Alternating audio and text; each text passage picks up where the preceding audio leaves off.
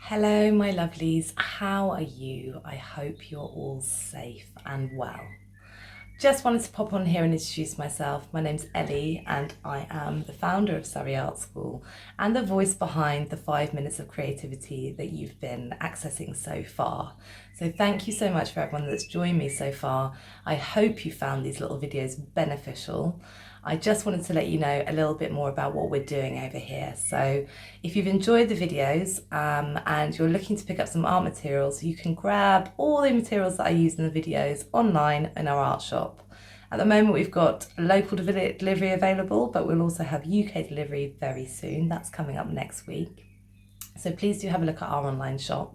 We'll also be launching a summer sketchbook club class, and that will all be available online too in about 2 or 3 weeks.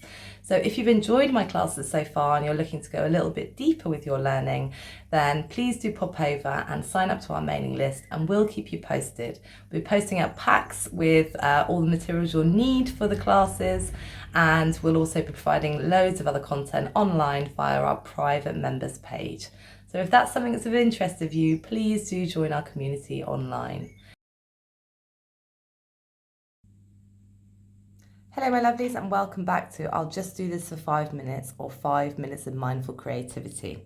So today we're going to be working with brush pens. You've got the Unipin brush pen, which comes with that set of fine liners that we were talking about at the beginning. But today I'm going to focus mostly on the Pentel brush pen. This is a fab pen for brush lettering and for calligraphy, but it's also brilliant for drawing, and I discovered that this year. So I want to show you some things that you can do to learn how to work with the brush pen. Let's crack on, because we've only got 5 minutes. Okay, so I recommend you start just by getting out a simple brush pen, and you're going to do some mark making with it. So see what kinds of marks you can make. So if I press lightly with my brush pen, I'm going to create very thin, very light marks, okay? And the harder I press, the wider that mark will be. So if I press a little bit harder like I am here, I get these almost like raindrop shapes. Can you see that? And then if I press just a little bit harder than that, I get almost like a botanical shape, like a petal shape, which is really rather beautiful. You can work your brush pen in opposite direction as well. So if I change the direction of my pen, I'm not drawing towards myself, I can create some incredible textures with this brush pen. So this is one direction. If I press and pull in the other direction, I'm creating almost like a bark-like texture, I suppose. And there are loads of other things you can do. As I always say, give yourself a bit of time to play. So here I'm creating more of like a cloud-like texture, I suppose. And then one of the core benefits of a brush pen is being able to use the pressure of the brush pen to create what we call a tapered line. So a tapered line starts thin, gets thicker, it may go thin again. This is something that occurs a lot in nature, so very useful to know about. So I need to hold my pen kind of straight, and I'm drawing towards myself with this one. And if I pull very lightly, I'll create quite a thin mark, a really lovely thin, delicate mark. If I press a little heavier, I'll create a slightly thicker mark. And again, heavier, thicker. And these lines get quite exciting. They start to interact with each other, which is quite cool in itself. So that's it at its basic. If I push my pen onto its side, I can pull, press, and lift. So here I'm going to press, and then I'm going to lift here. And there is something really quite exciting, almost a bit kind of messing with your mind in terms of how the lines start to interact when we have the positive, but then also that negative space, that white space.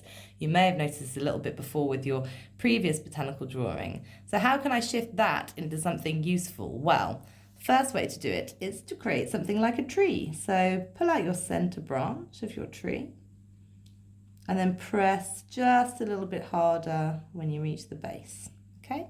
And then from there, you can either pull in other branches or you can pull them out. So pulling them out, I'm turning my pen on its side.